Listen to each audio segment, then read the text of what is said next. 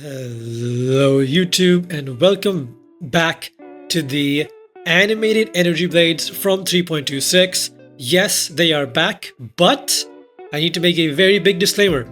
This is not a leak start build. I know many of you might have seen Captain Lance's early version of this. He used a lot of the tech that I used in 3.26 with the two-handed staff for extra damage and a lot of quality of life, but he himself also said he did not test that in early maps or the early game. He only tested his version in the end game, or well, the early endgame swap that he was suggesting.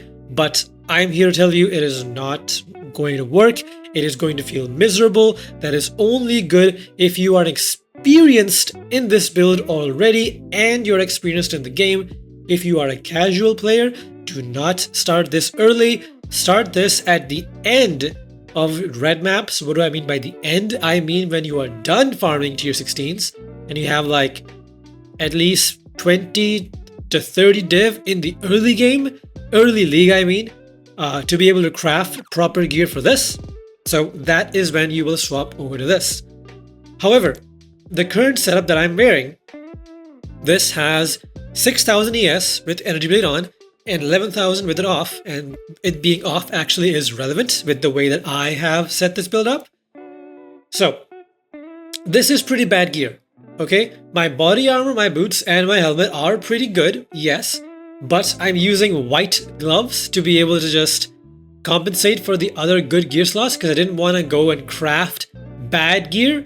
So I just took my good gear and I just picked up a white glove, okay? So that is why I have very bad gear.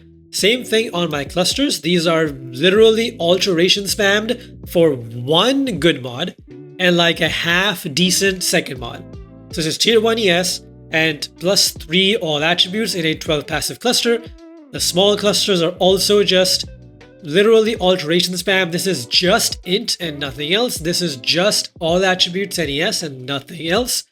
So these are very, very, very bad gear here.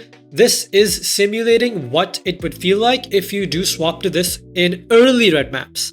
Okay, like look at this. This is also 2 mods over here and also 2 mods over here. ES and all attributes. None of this is good. The Abyss Jewels are also absolute trash. Like they're really, they're really bad. Okay, so with all that gear and also with 3 Spectres that are also super cheap Spectres, this is a Spectre Leader, this is a Pale Seraphim, and I have no idea who this guy is. I think he's a Primal Rex Matriarch that just applies some lightning damage debuff, whatever. So a few of the build's mechanics before we step into the map are going to be that before we had to use a Whispers of Infinity amulet to fix the mana cost of the build so that we could actually summon our energy blades. So if you see here, energy blades actually cost quite a bit of mana. Right now they don't cost as much, but this used to cost like 100 mana. But right now I have a lot of ways to reduce that mana cost, so let's see what those are.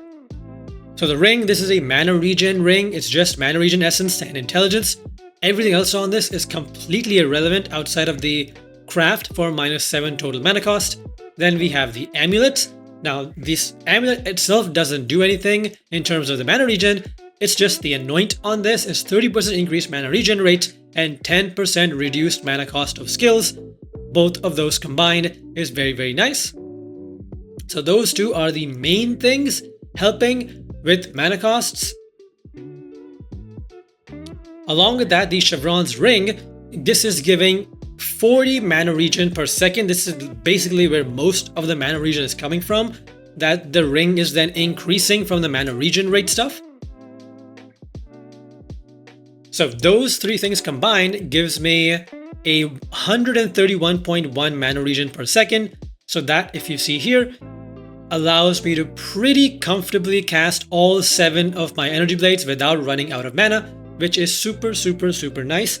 That allows me to free up the amulet slot for whatever I want. So early game, you will use a Purgle's Toe, because this gives allies lucky damage, and you really want lucky damage because of how massive the roll range is on your energy blades when you summon them. So lucky damage, very important. In the endgame setups, you will be using a Perfect Spirit of Fortune Spectre for lucky damage, and you yourself will be using an Ashes of the Stars.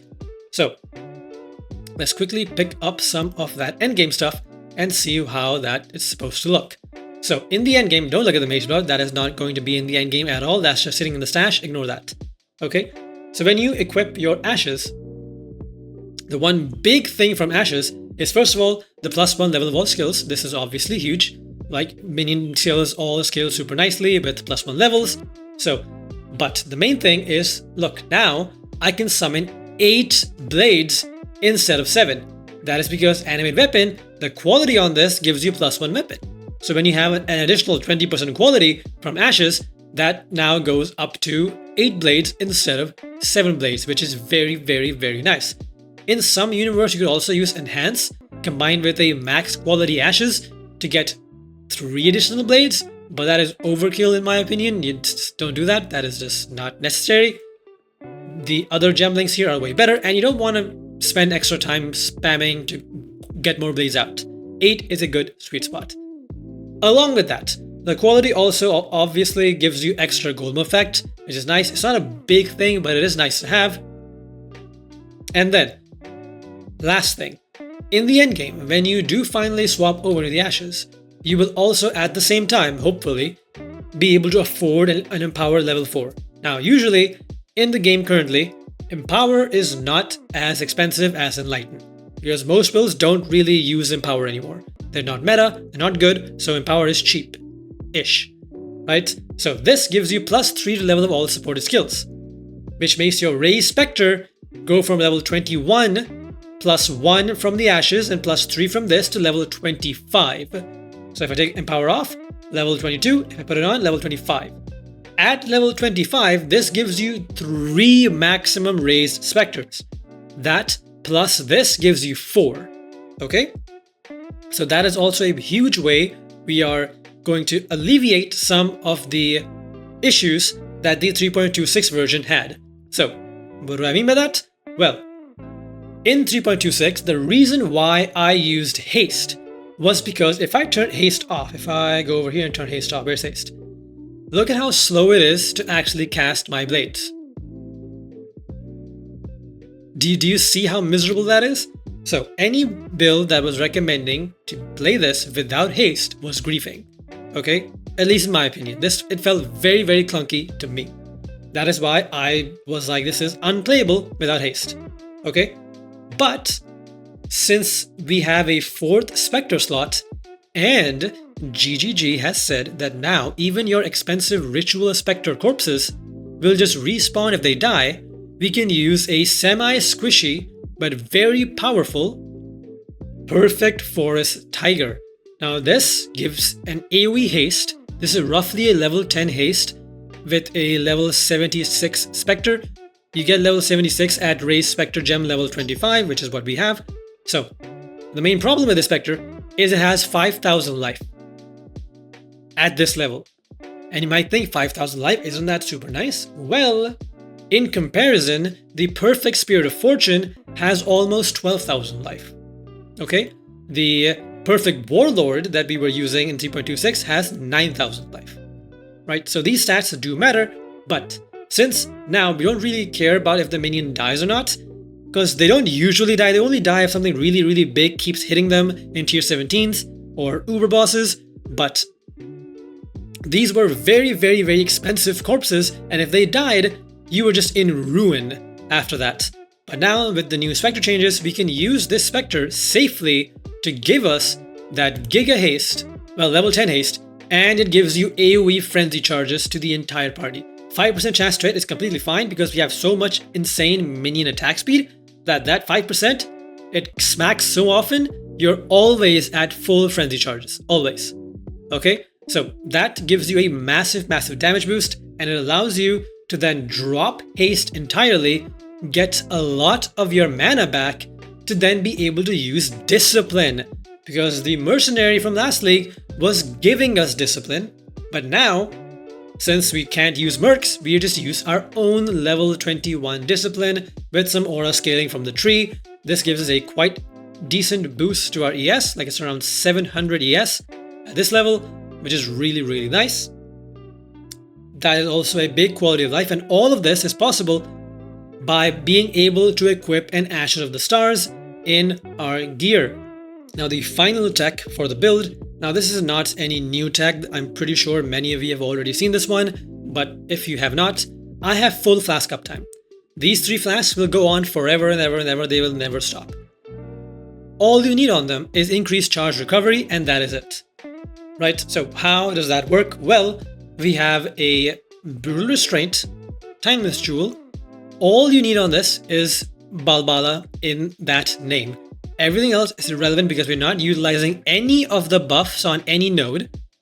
Okay, all you're doing is converting this keystone into the trader. So without this, this is the agnostic. With this, it is the trader. Flasks gain 4 charges per empty flask slot every 5 seconds. So 2 empty flask slots, flasks gain 8 charges. With increased charge recovery, they gain roughly, 11 or 12 charges-ish.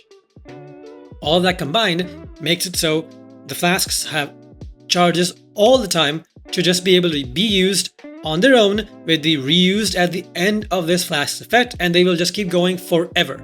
Okay, 100% uptime. That gives you 80% max res forever, and it also makes it very, very easy to cap res without needing too much res on your gear. You still need some res, obviously, but not too much. Okay, so let's very quickly jump into a map so that we can see what this build looks like at this low budget. Now, one quick disclaimer, I am using minion accuracy jewels right now because the new update is not out yet, so minions do still need accuracy at this current point, and that was one of the pain points for this build. You did need to get a decent amount of minion accuracy. Otherwise, since your minions hit so damn fast, they actually start missing a lot of hits if they don't have 100% chance to hit. Right now, they do not have that. I'm only using this and this as my only 2 sources of accuracy, and I think I have the mastery as well here. So it's not perfect, but it is what it is right now. So you start the map, you have melee splash for clearing, and then you just go. You just go, and then you die. Why do you die? Good question. So that was a very, very good point to note there. This build is not tanky. Same thing with Captain Lance's version. He has a similar issue that he did not properly talk about. He just mentioned that the defenses aren't that good. What he meant to say was the defenses are absolutely trash.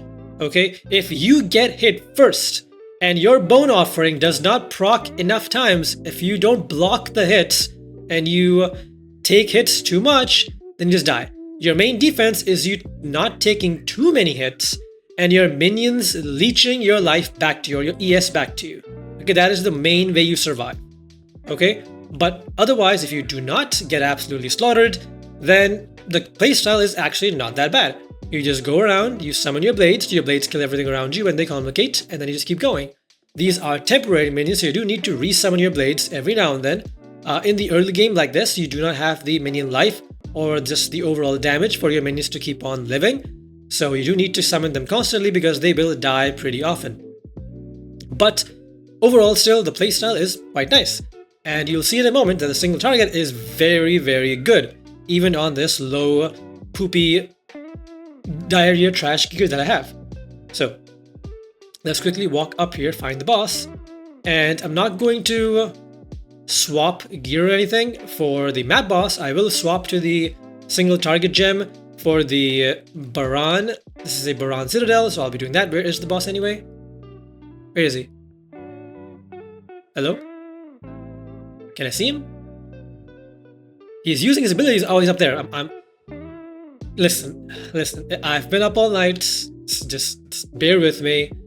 Tired, sleepy. Shut up. Okay, here's the boss. You cast your curses because that's how you're getting them down on res. Before you use the Doriani mark, now you will need your curses. There we go. So, not bad on single target. It is a little bit rough sometimes for single target because if your blades are hitting the wrong thing, you do need to wait for them to hit the right thing. So in this case, there were a lot of trash mobs and stuff that they kept aggroing over to. That is annoying, but if it's just single target, if you clear all the mobs first, like now, you'll see that if I swap over to elemental damage and attacks, I summon my blades beforehand, and I go over here, and I'll use my secret tech. I will turn off energy blades, and that'll give me a massive damage boost. And I'll talk about why in a sec, but you will see that the damage is very good if the minions do not die. Here the minions died from the slam, so then I resummoned them and then they killed everything pretty damn fast. So, main takeaways here are the following. The tankiness, if you swap too early, is not very good. If you take too many hits, you die. Second thing to note, if you swap too early, is since your minions do not have extremely high attack speeds from a Giga cluster with attack speed, and they don't have a lot of life either because, well, you don't have the gear yet for any of that, then they will die. If your blades die like how they just did when they slammed the blades, you need to resummon them, right? And it takes a few seconds, like 2-3 seconds to summon all 7 of your blades. Your Spectral Leader's action speed boost and your own haste aura helps a lot with that. But yeah, so those are the two things. You swap early, you die too much, and your blades die too much. However, the benefits of swapping early are that you can farm bosses if you get used to the playstyle of this. So, the playstyle for my variation of the build is you summon your blades, like so, 7 blades, and then you turn off your energy blade.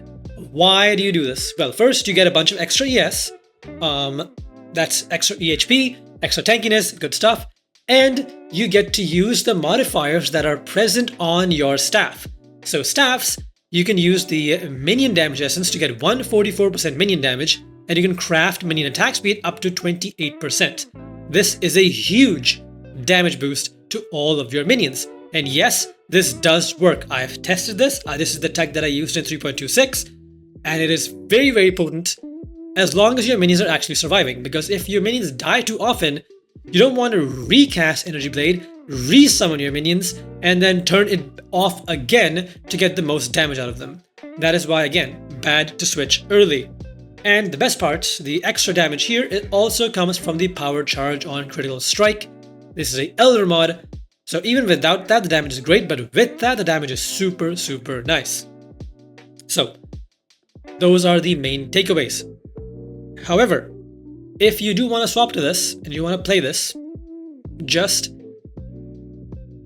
be warned, it will feel clunky, but if you can get through that initial clunk, if you can get used to the playstyle, like how I'm pretty used to it by now, because I played this for such a long time in 3.26, I'm very used to the summoning blades, very used to dodging, sidestepping attacks so that I can summon more blades, all that stuff. I'm very used to knowing when my blades die, very used to looking at this indicator in the top left to see if my blades are dying, and I can quickly resummon them and all that good stuff.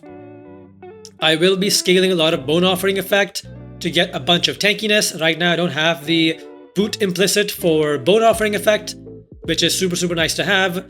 I don't have the Fizz damage is taken as chaos on the body armor. There are a lot of other things I can do to further improve the defenses. I just got too lazy to craft more of them. But yeah, you can see it is really good if you can get used to it. Now, I know I yapped quite a bit here. This was off script, and when I don't have a script, I tend to yap quite a lot, so I apologize. But now I will quickly go over the POB for the early endgame setup, the endgame setup, as well as this current poop setup that I'm running. So if anyone wants to play this, they can. But just again, big disclaimer, do not swap to this until you have at least the level of gear that I have in this video right now. Like if you swap to this before you reach at least this point, you will feel like quitting the league. Guaranteed. It'll feel that bad. Trust me. Okay, so that being said, now time to be a POB warrior. Because here I am in the POB. This is the current version that I was using in game. I did remove all of the accuracy jewels in favor of the just normal 2 mod ES and minion damage jewels.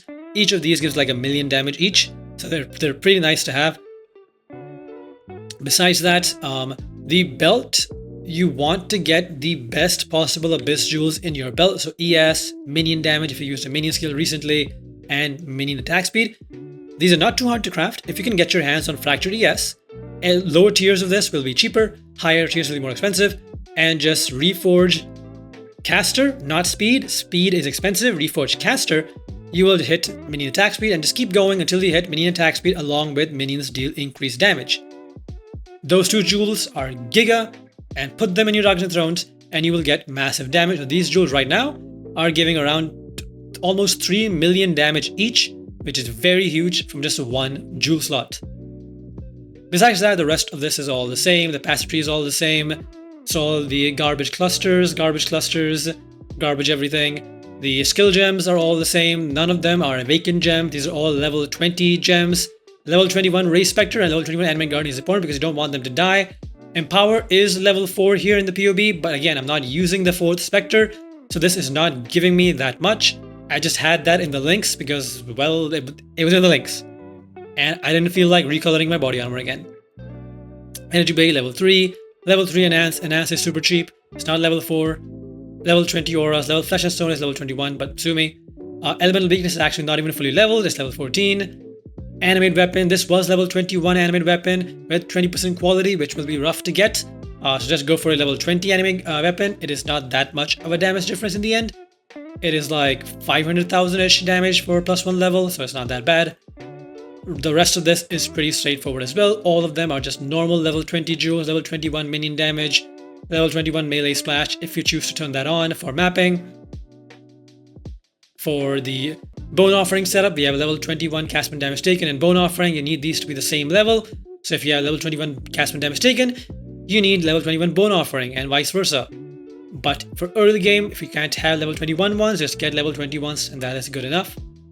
You can see here that the block difference is literally 1 spell block for level 21 Bone Offering, so keep that in mind. Discipline, Desecrate, all normal stuff. One thing to note about Enhance and Convocation and Automation, having Enhance in this slot is super nice because it gives quality to Automation and quality to Convocation, and quality on both of these gems give them cooldown recovery, which is very nice. Because having increased cooldown on this means you can convocate your blades in your face faster. This helps a lot while mapping. The config on this is a little bit spooky, so bear with me.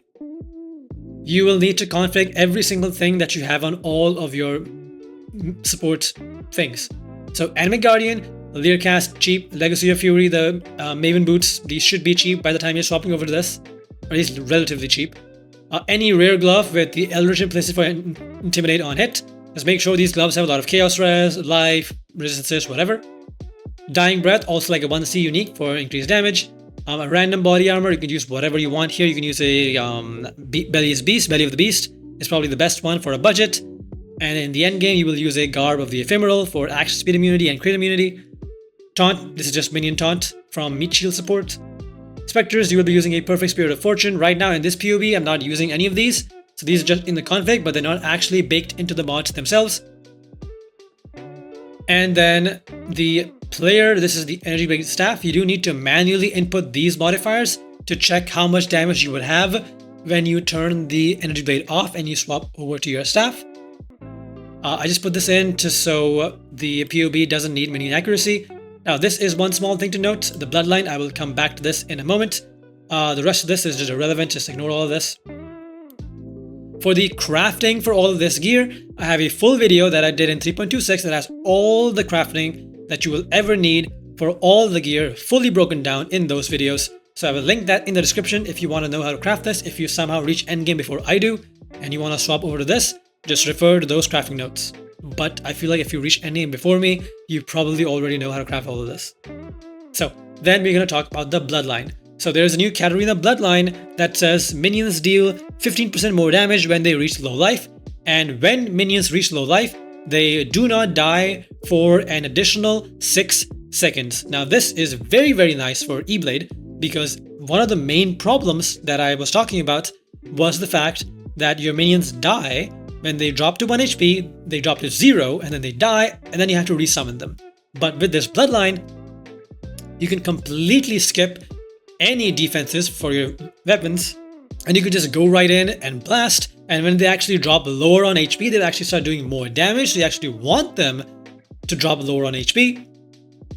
So this will make it super easy to just walk through maps without needing to constantly resummon blades. Now they will still die eventually after those extra 6 seconds when they reach 0 HP expire, but it is still going to be way better currently. And it's very easy to add into the Necromancer Ascendancy because you just drop this node right here. Commander of Darkness gives you 30% all res, and 30% damage and some attack and cast speed. So offensively, it's like 3 million damage. But defensively, the elemental res makes it quite easy to cap res in the endgame, but the benefits from using the Katarina Bloodline are way too big to ignore. So as soon as you do kill Katarina in the endgame, if you do plan on swapping over to Energy Blades, you will immediately drop this and take that Ascendancy. So that is it for the early swap. Now let's go over the other swaps. So this is the initial endgame setup. This has 126 million DPS, so you can see how massively the DPS will jump for me a few different gear settings. So first things first, the clusters are better. These are also 2 mod clusters, but these are actually 2 very good mods. These are tier 1 ES and tier 2 of attack and cast speed, along with the small clusters also being super good. They have tier 1 ES and all attributes are tier 1 ES and int, which is super nice to have. And all of these jewels are also very nice. They have ES and minions deal increased damage if you use a minion skill recently. Those are the most efficient DPS jewels. We also have a Watcher's Eye. Very important Watcher's Eye. This gives you phasing while affected by haste. So if you saw me in the mapping showcase that I did earlier, you would have seen that the monsters were crashing into me very often, and I needed the minions to communicate and kill them before I could walk through them. But the phasing here helps a lot, and the increased ES recovery rate is also super nice. It just gives you faster leech so that you can actually maintain your HP. And in this setup, I do have 12,000 ES with Energy Blade on instead of the 6,000 that I had in game, so extra 5,000 ES with the E-Blade on, and with E-Blade off, I think this is around 20k ES. Yeah, 18k, which is again very nice. Same timeless jewel for Balbada, and everything else is pretty much the same, just better clusters, better jewels.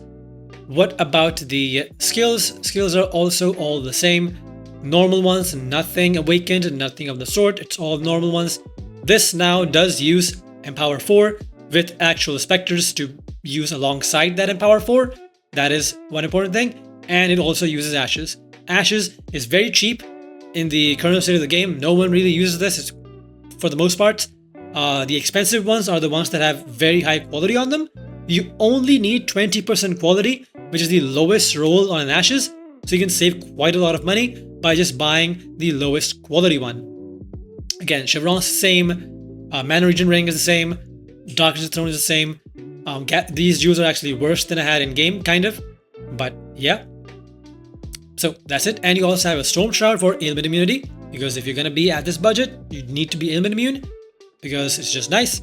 Storm Shroud, and you get the extra chance to avoid being shocked from here, 48%, and you get the rest from one of your flasks over here, because again, you have full uptime because of the timeless jewel. Config is also the same. You open this up, blast of words, don't need to read it too much, but just know what they are doing. Brittle is from your own boots, Scorch is from the Anime Guardian boots, again, a lot of high damage there. And that's it for this setup. Again, the main damage, all of this insane big damage numbers are coming from just the fact that you have good clusters. Like, you will be insanely surprised at how massively important these clusters are for this build. One thing to note though about this big damage number, it does have Battle Mage's Cry and Spirit Offering instead of Cast when damage taken Bone Offering. Now why? What is happening there? Well, this is because this is the single target setup. This has so much damage that the moment the boss spawns in, it will disappear. Okay, like this is for Uber bosses. The moment the Uber boss spawns in, it will disappear, right? That is why you just want to use as many buffs on your minions as possible to push them up to the maximum amount of damage that they can do, so that, again, boss spawns in, boss dies before the boss even uses anything. That is why you don't need Bone Offering, because when you're fighting Uber bosses with this build, you cannot tank any of their abilities yourself, because they're all very rapid hitting shotgunny abilities that you cannot leech through. Like Eater World's beams, he fires like 5 beams. The Searing Exarch's fire, meteor, barrage is like 1,000 bullets. You can't tank any of that, so you need to kill them before they kill you, essentially. That is what I was doing in the initial showcase. I was killing the boss before the boss had any chance to hit me. But for mapping with this, you will just turn Spirit Offering off, you will turn Battle Mage Cry off, and you will turn Bone Offering and Castment Damage Taken back on, and you will be at around 81 million damage, but again, you will get your defenses back. And then here we have the endgame setup. This has 221 million damage. Again, this does have Battle Mage Cry and Spirit Offering turned on, 14,000 ES with E-Blade on, 20,000 ES with E-Blade off, Enhance 4 now. Now this does also have all of the Awakened gems that are possible to have. So Awakened Minion Damage, Awakened Lightning Pen, Awakened Elemental Damage with attacks, not Awakened Multi-Strike because go to hell with Awakened Multi-Strike, way too expensive. The config has exposure to lightning now because your Awakened Lightning Pen gives lightning exposure on hit, which is super nice. Everything else is the same. Brittle Ground. Your Animate Guardian has a different weapon now. So if we go over here, Animate Guardian has not a Dying Breath. This is now a Kingmaker with crit and fortification, and a Garb of the Ephemeral for action speed immunity and crit immunity. And gloves are the same. Boots are the same with Scorch. Helmet, Leercast is surprisingly still the best one. Best bang for buck, to be honest. So, Leercast.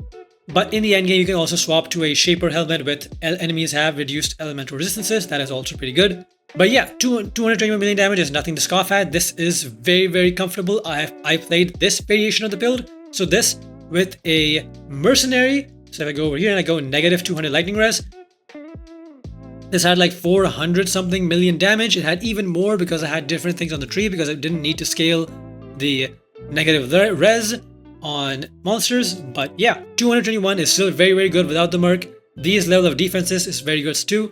37,000 Fizz max hit, 135,000 fire, and all this cold chaos immune because CI. Very good build. But again, if you want to swap over to this, be careful. Don't do this early. Doing it in the end game when you have this much budget, or at bare minimum at least have this much budget. Swap when you have this much, and these items with these clusters, these are not super expensive clusters, honestly. These are, again, 2 mod clusters and very basic jewels. So yeah, keep that in mind. Now I know that was a very yappy video. I'll try to cut most of this into a more cohesive format. I just want to very quickly push this out before people actually started their leagues, because if you want to swap over to this in the end game, you will obviously need to start leveling as a witch if you don't want to level a new character for this. Now that is perfect because I have a whole witch league start build that I'll be playing before I swap over to this. So if you want to check that out, that is right over there, probably somewhere here, or you'll see it in a few seconds when the outro plays. But that is it for the video. I hope you guys enjoyed or learned a thing or two. I will see you all in the new league. Bye bye. And a huge shout out to all of my patrons. Thank you all for all your support. Bridgeburner, Axel Jacobs, Creative Extent, Sebi2k, Darkar, and the anonymous Chad hiding somewhere. Thank you all so much. I appreciate you a lot, and I hope you guys have fun in the new Path of Exile 1 League.